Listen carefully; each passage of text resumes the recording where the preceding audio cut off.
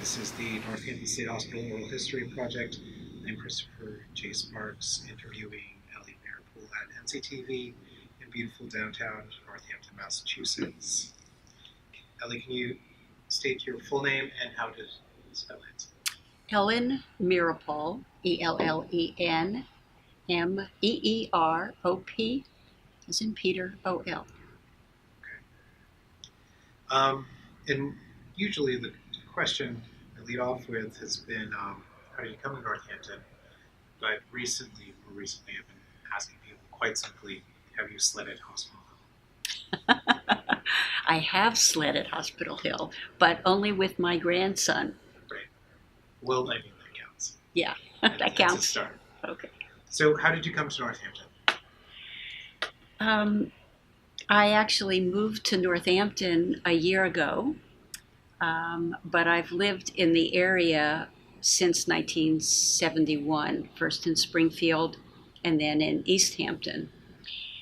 The first time I came to the Northampton State Hospital was as a nursing student in about 1975. Great. So that was just before the consent decree. Mm-hmm. Yes. Tell me what you remember about it then. Well, it was my last semester as a nursing student. I already was quite sure I wanted to do pediatric nursing, and the psych nursing rotation was something I had to get through. So my attitude towards it was not all that positive to begin with. And frankly, before that, I lived in Springfield. I don't think I knew anything about the state hospital, except that that's where I'd be going as a STCC nursing student. When I got there, it was pretty overwhelming. It was very overcrowded. And the first day, we were brought onto a locked ward and locked in with people really about whom we knew very, very little. Our orientation at that point, what I remember was don't be confrontational. Listen, be pleasant, let people get used to you. And I remember one instructor saying, don't worry, the patients here never harm nursing students. Well, I don't think it was the first day, but early in my time there, the first week, a patient stared at me from across the locked ward. Clearly, she didn't like something about the way I looked, so she marched across the room, made a fist, hauled her arm back, and hit me as hard as she could in the side of the head. So that was my introduction. That's what I remember as my introduction to the state hospital.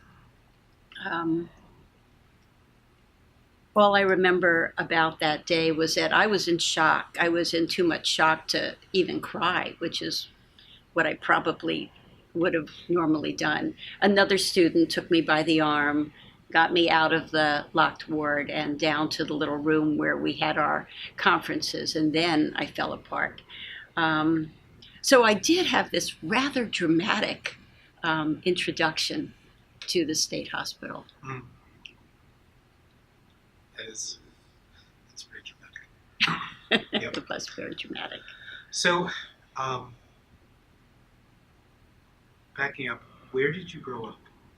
I grew up in the Washington, D.C. area. I was born in the district, and then my parents moved from one sort of ring suburb to another, looking for good schools and the kinds of things that people did in the 40s and 50s. Right. And what did your parents do for work? My parents were both chemists. They both graduated from Brooklyn College. And in those days, if you were a Jew in the sciences, the only jobs available were with the federal government because of anti-Semitism in industry and academia. So they both separately ended up working for the government for the Bureau of Standards in Washington, and they met there. My mom only worked there until I was born, and then went back and taught chemistry in high school for all of my growing up years. Mm-hmm. And what do you remember as your first job? My first job was working as a clerk typist for the federal government. You know, Washington, D.C. is pretty much a company town, and the easiest jobs to get as a teenager, if you were academically inclined, was to work for the federal government. So I worked most summers as a kid, typing and filing and doing that kind of work. Hmm. Very interesting. So, when did you first hear about the state hospital? One of my oldest friends from this area, who I met when I first moved to Springfield in 1971, told me about the hospital because her mother was a patient there.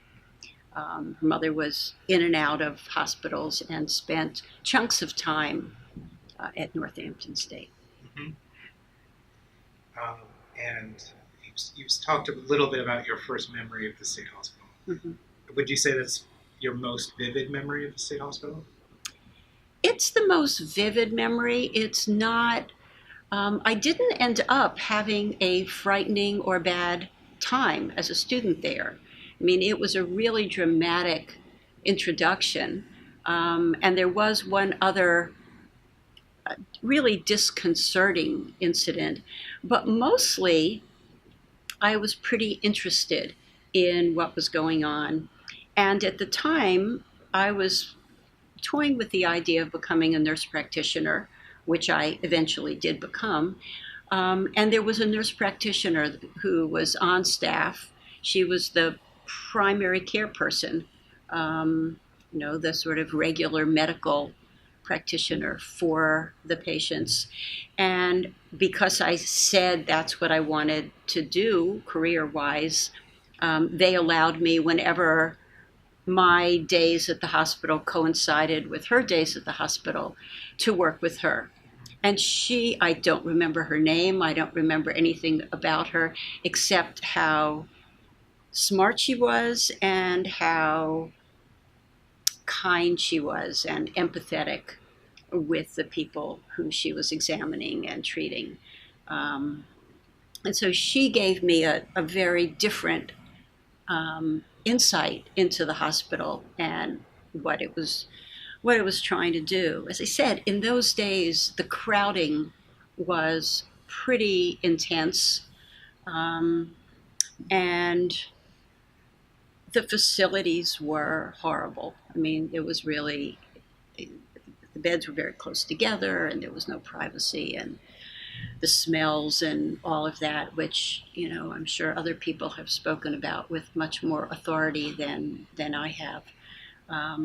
But she gave me a sense that there was nuance there, and that there was the staff, at least some of the staff, were very genuinely interested in the people who were residents there, and were working hard to keep them healthy. Mm-hmm.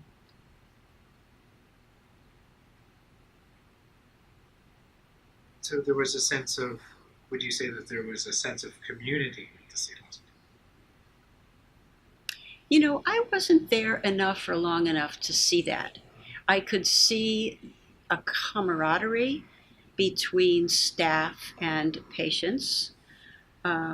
And certainly I could see that among the staff, who seemed to get along really well. And they were welcoming to us as students. I mean, that was certainly true. But I wasn't there enough to get a sense of community. Mm-hmm. Do you remember at all how the community perceived the state hospital, and um, you as staff, even for a short time? I was never enough really part of the state hospital to have a sense of that. And remember, I lived in Springfield Mm-hmm. during that time. So I really, the hospital was very, very far away from my usual Right. life. Right. Yeah. Mm-hmm. Um, were you beginning to witness some of the change in the state hospital at the time you were there? There was no talk of the decree or what was going to happen with the hospital closing eventually that I was aware of at that time. It may have been in the works, but I didn't know anything about it. Um, well, what I remember being told about was sort of the person who was my instructor at the hospital was very interested in psych nursing, and so she would talk about the question of what was the best model for treating people with mental illness in a community. And I remember her talking about the importance of community based programs as opposed to institutional care. But if there was talk about the changes that were coming for the hospital, I don't remember if that talk occurred. And so you weren't there for the actual dehospitalization. No, no. Did you see it happen Oh, as once you were outside of the state hospital? Did you see decentralization happening, sort of pouring out? um, I read about it in the newspapers. I only had one experience of it that was a personal one, and that was, oh, maybe in the mid to late 80s. My husband and I were enjoying an evening out. Um, and often for evenings out, even back then, we came to Northampton to go to a restaurant, a movie. And we were eating at the old Jack August. Remember Jack August? And that woman who hit me was at a booth nearby. And I saw her and I immediately recognized her. And I said to my husband, let's get out of here. I'm frightened. I don't want to be here. And he talked me down and we ate our lobster roll or whatever. And, of course, nothing happened. She never noticed me. She probably had no memory of me. Um, but I remember after that paying attention to all of the articles that were in the newspaper. And remember, I lived in Springfield still, so I was reading this at a bit of distance um, about the fact that people who had been institutionalized were much more in halfway houses or on the streets of Northampton. Right. Yeah, that's interesting. An interesting perspective to see up close and to be removed from it. Mm-hmm. So, I dare say, what did you think of the process of dehospitalization?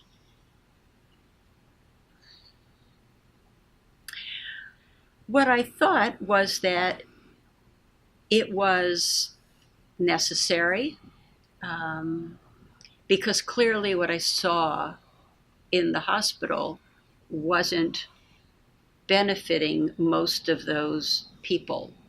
Um, what I knew from book knowledge was that there were some people who were not going to do well with deinstitutionalization. And what I read and heard was that the social service safety nets were not really in place to help them maximize the chance of doing well outside of those walls. Um, I also knew from my friend whose mother was put into some sort of a group home, that it was better for her. Um, she was safer, you know. Um, she was not somebody who could have lived on her own. So I think I, like most people who read the papers and were interested in health in general, had a small inkling of the complexity of the situation and of the process of trying to make that kind of a transformation. Mm-hmm.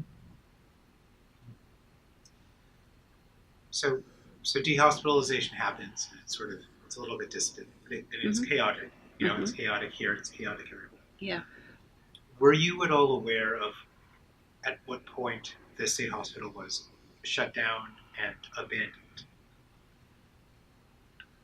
Only from the newspaper, I was aware. Um, I read about the decree. I read about, um, that it had happened and that it was happening on a national um, basis. Um, but I didn't live in town yet, and so I didn't really have any day-to-day experience of what that meant. I didn't. So the process of dehospitalization takes about 15 years. Mm-hmm. 77 to 93, 92, 93, when finally the last 12 patients leave. Right. And so then all goes quiet Mm-hmm. because the state hospital is abandoned. Were you aware of the event in 2000, the Initialites Magnificat? I knew about it from this same friend who went and was just in awe of the event. Mm-hmm. Very, very moved by it. Um, I wish I had known and could, ahead of time and could have gone. Yeah, I didn't. and were you aware of the process of the community deciding to knock down the state hospital just up to the Magnificat? Again, only very distantly from the newspaper. Mm-hmm. In 97, I think, is when I moved to East Hampton. Mm-hmm. And then I was closer, and I wanted to move to Northampton, but I couldn't find anything I could afford in Northampton, so I ended up in the next town over. But very much considered Northampton sort of my place, even though I didn't live there for another 20 years. Right. So I was aware that the grounds were closed, and I was aware that there were arguments about what to do with the place. But I had no personal connection with any of that Right. at that time. Right. So when the developments begin happening, Mm-hmm. what makes you decide to move there? What Yeah. Walk me through that decision process. Well, so with the background that I really wanted to live in Northampton, most of my friends were in Northampton. I really liked Northampton. When I heard about Village Hill becoming a neighborhood, a community, the first thing I heard about was the co-housing. And I was really interested in that. And I attended a bunch of the co-housing meetings, and decided that I didn't really want to be part of co-housing because there were too many meetings, but that I really wanted to live on Village Hill. My friend kept calling it Hospital Hill. I kept saying, no, it's Village Hill now. And I think the sort of battle of those terms was pretty interesting in terms of how people wanted to keep or change the nature of that bit of land. Um,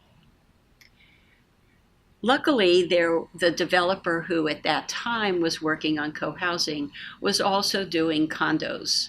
And so we decided to buy one of the condos, put down a deposit, and he then went bankrupt. And so at that point, which was maybe 3 years ago, maybe a little less, I don't remember, um, I, I had decided I wanted to live on Village Hill. And a group of friends and I were talking about all moving to the same area, and a number of us looked together. My friend was pretty negative about that. And I don't really remember if she made me feel that I shouldn't move to Village Hill because of the hospital and her personal connection. I don't think she probably said that. I think I read that into it. I know she said that she couldn't live there, which made perfect sense. But we did find a condo, and we bought a condo there, and we moved in about a year ago. What surprised me was I felt that I was living among ghosts, almost from the beginning. And I'm not woo woo. I'm not into ghosts and spirits and all of that, but they were there. And particularly when in exploring the area, found the burial ground, and that became part of my morning walk to walk along the river and up to the burial ground and sit on the stone bench that's now there, and to look out over that ground. Um, I really did have this sense of this profound history that exists in that place, and I tried to figure out how to not feel bad or ashamed about living on that land, but to figure out a way to kind of honor that history. And that's a lot what I feel like the last year has been about, of figuring out how to be part of it at this stage in the hospital's long history, um, and to honor that history. Mhm. And how would you say do that?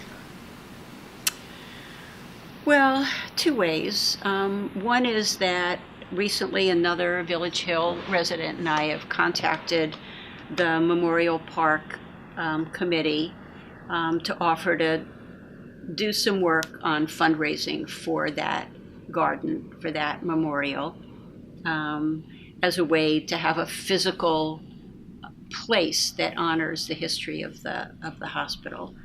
Um, I'm a writer. I'm a novelist, and the manuscript that I had just started working on when I moved here has been transformed, so it now takes place on the hospital grounds. Um, the whole story has really changed, and it now, one of the main characters is a psychiatrist who fictionally was the last head shrink at the hospital and the guy who ran it. Mhm. And in the novel, he is looking back and trying to figure out something about the history of treating mental illness. Um, he's writing a book called What We Thought We Knew. And so it's been really interesting for me to go back and read the superintendent's reports, the annual reports, which are just fascinating, and to do other archival research, both at the library and Historic Northampton, and to read about the history of treating mental illness in those years. So for me as a writer, that's the best way I know to learn about and to try to honor that history. Excellent. Well, I think my questions in closing are: what do you most wish people knew about Northampton State Hospital? Going back to your work as honoring the history of it, what stands out for you most? What stands out for me most at this stage of the research is just how complicated it is. Um, that anybody who says there's one sentence about the hospital, either laudatory or, really negative, um, I don't see how you could possibly capture that much in a simple sentence. That there were some horrendous things that happened there, as they did at state hospitals around the country. And there were also an awful lot of people who really wanted to do well. Um, and I look forward to learning more about all of the things that are in between those two poles, all the things that really did happen there that were both um, really regrettable, and the things that were really kind and generous. Mm-hmm.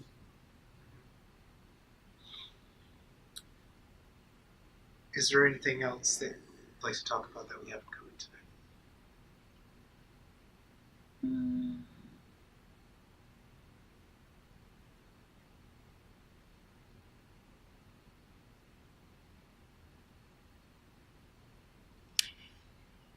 Not, not really. I mean, I think that one of the things I love about living in that neighborhood is that it is much more mixed and diverse in terms of homeowners, condo dwellers, apartment dwellers.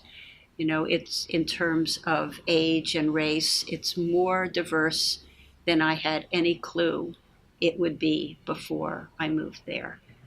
Um, and I'm really glad about that and find it really interesting, and hope that as the rest of the building goes on, because there's co-housing going in, there's a lot more apartment units being built.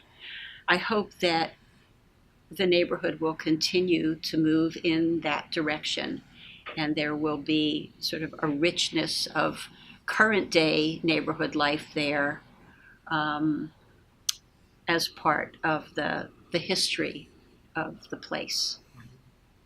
Excellent. Thank you very much. Thank you very